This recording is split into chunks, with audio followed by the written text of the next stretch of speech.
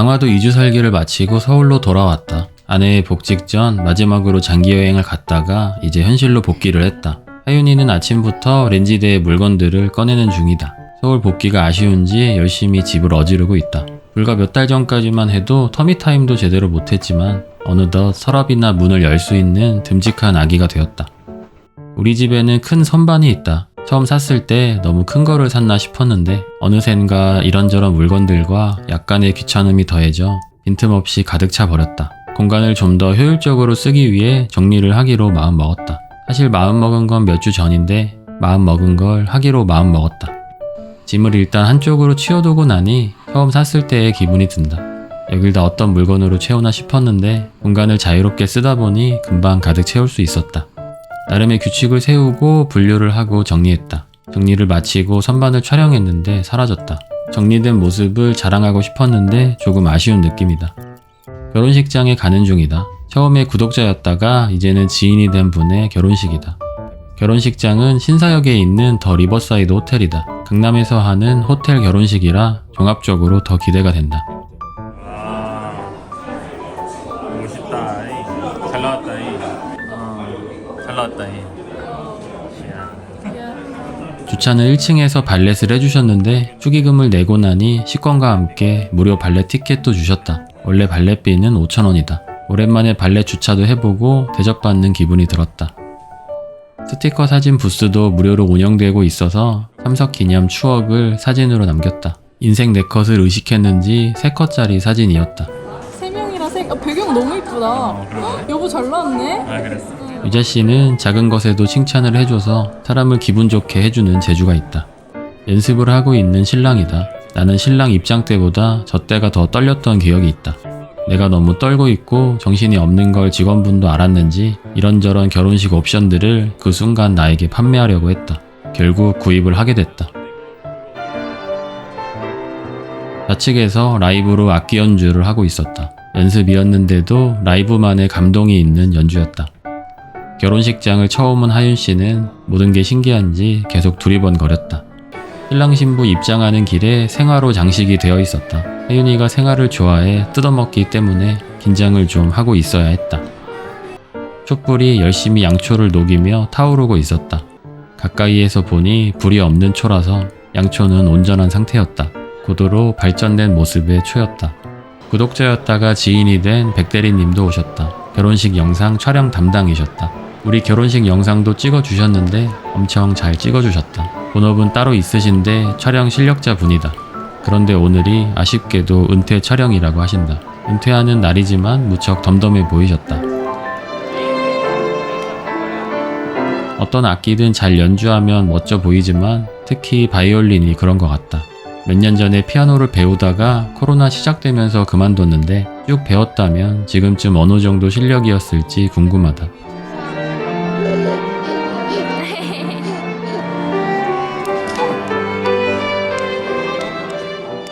신랑이 열심히 미소를 짓고 있다. 결혼식 준비하면서 10kg 정도 몸무게가 늘었다고 하는데 원래 마르셨기 때문에 벌크업된 모습도 보기 좋았다. 본인도 지금의 모습이 더 좋다고 말했다. 신랑은 양쪽에 여러 번 인사를 하고 입장했다. 나도 결혼식 때 블로그에서 배우고 그대로 했던 기억이 있다. 그때 참석했던 지인들 말로는 로봇이 인사하는 것처럼 보였다고 한다. 그리고 내가 입장할 때 가족과 지인분들이 잘생겼다고 많이 해주셨는데 평생 들었던 잘생겼다는 말보다 수십 배 더 많이 들었던 것 같다. 신부는 오늘 처음 보았다. 사실 연애를 시작한 지도 몰랐는데 결혼 소식을 듣게 됐다. 신랑과 가끔 연락하면 사업하느라 매일 바쁘다고 했는데 사업가답게 틈새 시간 관리를 잘 했나 보다.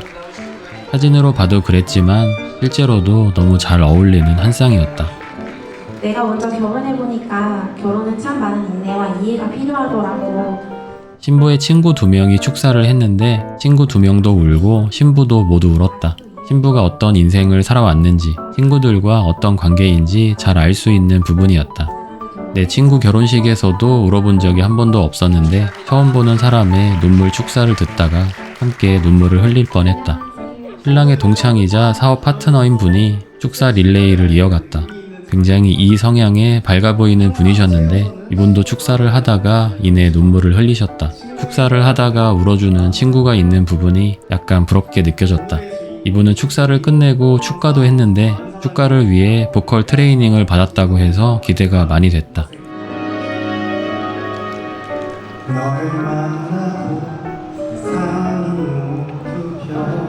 축가가 시작되고 뒤쪽의 커튼이 자동 커튼인 걸 알 수 있었다. 자연광을 비춰 축가의 감동을 더하기 위한 장치인 듯 보였다. 창문 너머로 잠원 롯데캐슬 아파트가 보였다. 신랑 신부가 저 뒤에 보이는 새 마크처럼 힘찬 결혼 생활을 했으면 좋겠다.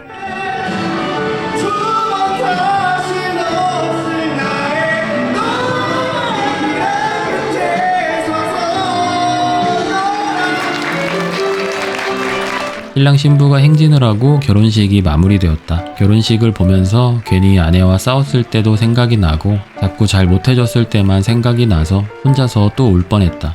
초심으로 돌아가 더 아껴줘야겠다고 다짐을 했다. 식사는 백대리님과 함께 했다. 혼자 오셔서 아는 사람이 없다고 하셨다. 음식은 전체적으로 다 맛이 좋았다. 참치회랑 연어회도 있었는데 호텔 뷔페라 플라시보 효과인지는 모르겠지만 매우 신선하게 느껴졌다. 가끔 어떤 뷔페에서는 덜 신선한 느낌을 초장에 감춰서 먹기도 했는데 여기는 그럴 필요 없이 회를 충분히 즐기면서 먹었다. 이름은 알 수는 없었지만 접시의 크기는 좀 작다고 느껴졌는데 5접시 정도 맛을 보았다. 그리고 돌덩이 아이스크림 대신 젤라또가 있어서 심장이 두근거렸는데 직원분께서 직접 퍼주셨다. 뒤에 다른 손님들이 기다리고 있었는데 돌덩이 아이스크림을 채굴할 때처럼 많이 긴장되지는 않았다. 집에 와서 하윤이랑 놀아주다가 하루를 마무리했다. 집에 머리핀이 많이 있는데 침대에 10개쯤 올려두니 한참을 잘 가지고 놀았다. 나는 그 옆에 누워 뷔페에서 먹은 음식들을 열심히 소화시켰다. 장모님 생신이라 고깃집에 간다. 지난 생신은 작년이었다. 생일 파티 메뉴는 돼지갈비가 채택되었는데 마지막 돼지갈비가 꽤 오래전이라 식사 자리가 꽤 기대가 된다. 식사 자리에는 장인어른과 처남, 우리 가족, 그리고 장모님께서 참석하기로 했다. 하윤이는 생신기념 비누방울 쇼를 위해 다이소 비누방울을 챙겼다. 1,000원짜리 이벤트인데 꽤 기대가 된다. 서가댁 식구들이 먼저 도착해서 삼겹살을 굽고 계셨다. 구석에 다 익은 듯 보이는 삼겹살이 조금 있었는데 저건 먹어도 되는 건가요? 라고 여쭤보려다가 식탐 많은 사이처럼 보일까봐 무료 고기 냄새를 맡으며 입 다물고 잠시 기다렸다. 하윤이 낮잠 시간 때문에 우리 가족은 조금 늦게 도착을 했는데 덕분에 오자마자 처남이 구운 삼겹살을 맛볼 수 있었다. 간장 소스와 양파절임도 맛보았다.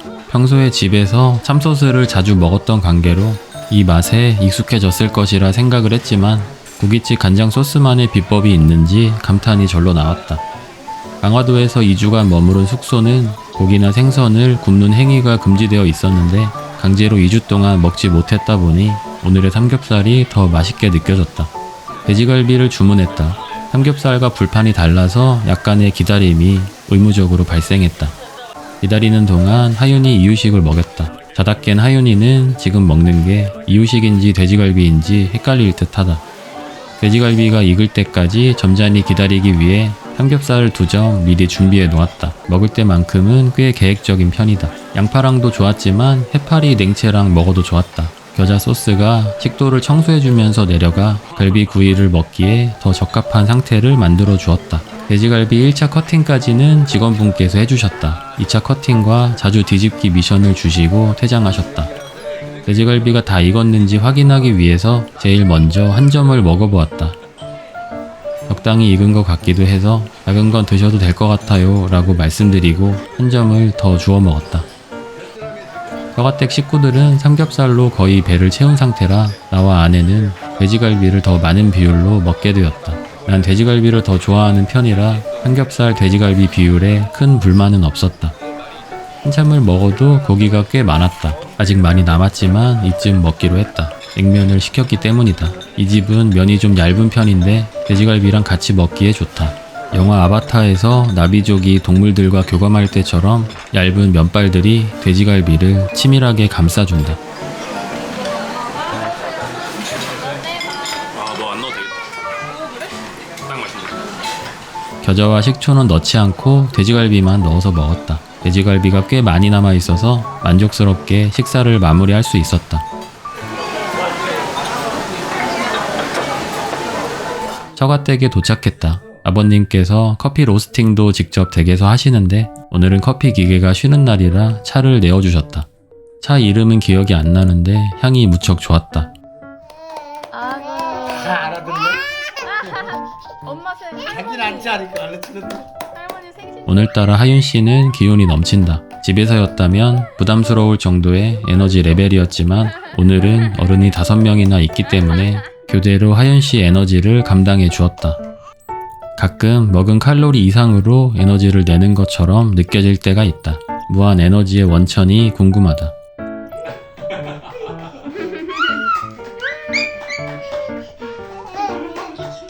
커피 마시네? 그래. 하윤아 이게 뭐야? 하연아 박수 칠 준비 됐어? 아까처럼 치면 돼. 연습 많이 했지? 안 잘랐어. 사랑하는 나의 생일 축하합니다.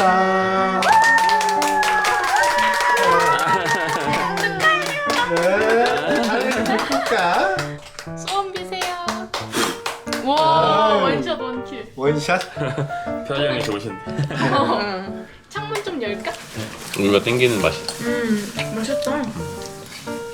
커피 케이크는 처음 먹어봤는데 달달한 맛이어서 우유랑 먹기가 좋았다. 커피 기계 휴업으로 인해 맛보지 못했던 커피 맛도 느끼고 우유랑 함께 먹어 입속에서 커피 우유도 만들어 먹었다.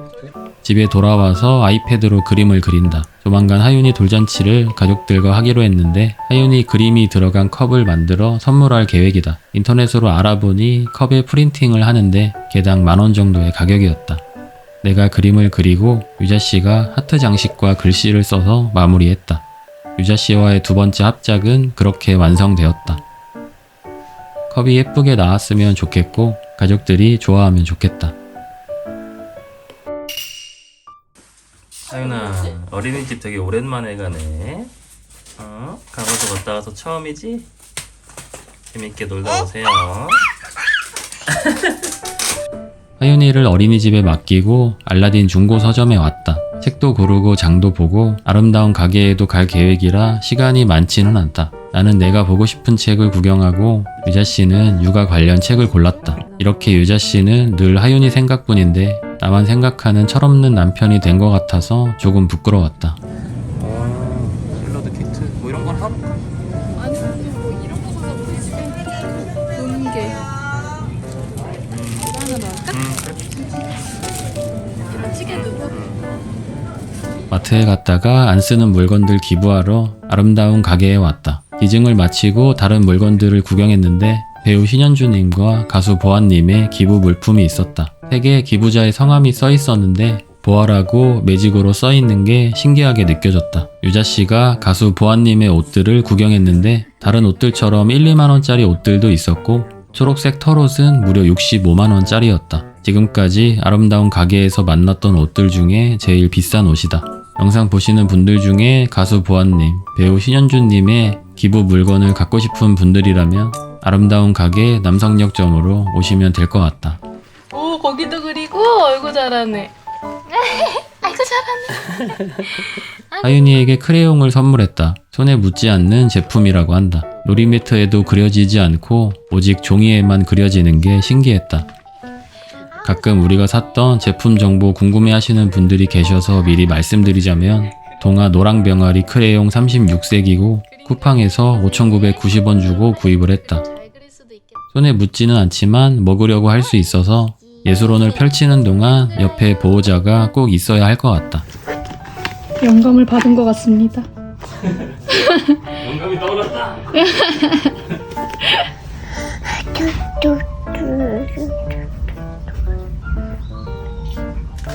점심은 된장찌개다. 새로 산 얼리지 않은 파에 잘리는 느낌이 너무 좋다. 요리를 엄청 자주 한다면 파는 냉동실에 넣지 않고 쓰고 싶다. 냉동 차돌박이를 처리하려고 된장국이 시작됐다. 언제 샀는지 기억은 안 나지만 남겨놓길 잘한 것 같다. 조금 볶아주다가 물을 넣어주면 된다.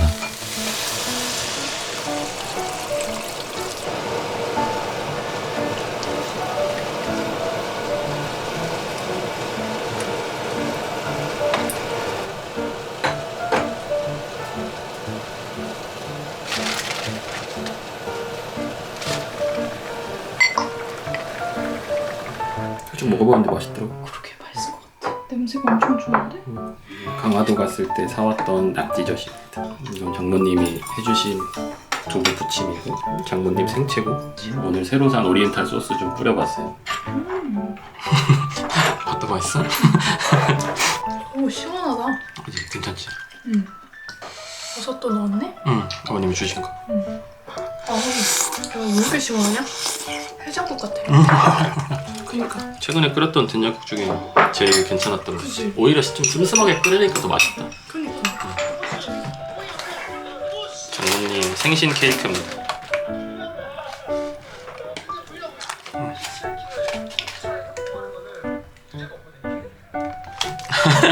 먹지 마? 하나씩 먹을까? 그럼? 그래. 태연이 일어났어요. 잘 잤어요 우리 딸. 아이고 신났어. 태연이 아빠보다 머리숱 더 많아진 것 같아. 그러니까 아니 머리숱 정소리 기침 정도가 아빠보다 더 덜한 것 같은데. 그러게. 40분 잤네.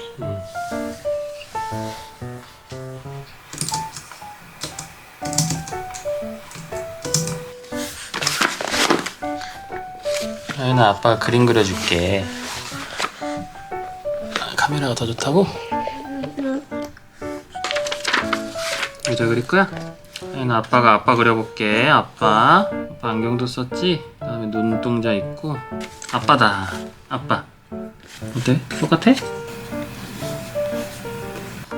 엄마 얼굴을 화장시켜주는 거야? 하연이 아빠 옆에다 하연이도 그려줄게. 하연이는 애기니까 조그맣게. 하연이다 하연이. 살짝 줄게. 이 정도 한 거 아니야? 되게 예쁘게 담았네.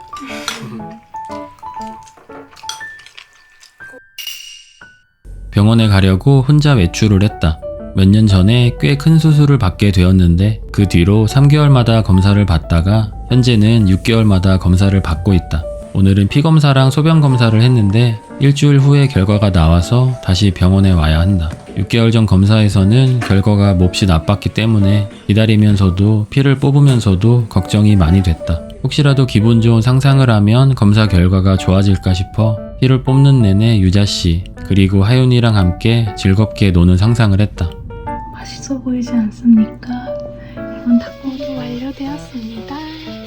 병원에서 돌아온 후 점심을 먹었다. 병원에 가는 날은 보통 이삭 토스트를 먹는 게 코스인데 오늘은 유자씨가 보고 싶어서 빨리 왔다. 된장국은 3끼 연속 먹는 중인데 점점 철이 드는지 시간이 지날수록 맛이 좋아진다. 나는 막 군대를 제대했던 23살이 인생에서 제일 철이 들었을 때인데 현재의 철없는 나는 된장국의 삶을 조금 배울 필요가 있다는 생각이 들었다. 스터디 카페에서 일을 좀 하다가 퇴근을 하고 있다. 유자씨가 주문한 이유식 재료가 있어 마트에 들렀다. 오늘은 청소해 주시는 분이 오셨던 날이다. 서울형 가사 서비스라는 것을 신청했는데 집으로 방문해서 무료로 총 6번 청소를 해주신다. 오늘은 3번째 날이다. 유자씨는 하윤이를 돌보고 있고 나는 김치찌개를 끓이려고 한다. 냉동실에 있던 것인데 이제 찌개가 될 예정이다. 해동을 못해서 끓이면서 하려고 한다.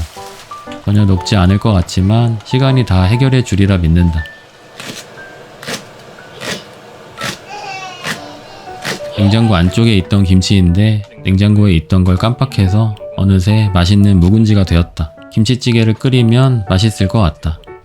김치찜을 해도 좋을 것 같아 다음에 도전해 볼 생각이다. 한참을 끓였는데도 고기는 아직 얼음 상태이다. 화면에 보이지는 않지만 익으면서 하나의 덩어리로 다시 합쳐지는 중이다. 동그란 애호박전을 하려고 샀던 건데 채 썰어서 애호박 부침개를 하기로 했다. 냉동실에 있던 해물도 넣기로 했다. 무슨 맛이 날지는 모르겠지만 맛있는 것들만 넣었으니 괜찮지 않을까 싶다.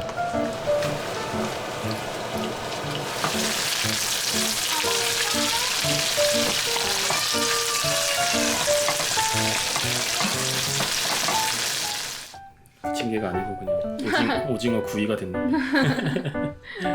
오징어 구이 같기도 하고 부침개 같기도 했다. 오징어는 인터넷으로 산 해물 믹스에 들어있던 건데 한 입 씹을 때마다 소금즙이 나왔다. 짠 음식을 싫어하는 편은 아니지만 다음번에는 조금 손질이 필요해 보였다. 김치찌개는 막판에 다시다를 넣으면서 짠맛이 엄청 강해졌는데 부랴부랴 국물을 덜어내고 물을 넣어 다시 끓였더니 소금즙 오징어와 같이 먹어도 되는 적당한 상태가 됐다. 좀 싱거워가지고. 우리랑 같이 놀래 뾰족뾰족 이빨 대장하고야 출렁출렁 기다란 코코끼리야 안녕 우리랑 같이 놀래 오늘 아주 즐거웠어 안녕 다음에 또 만나 짝짝짝 짝짝짝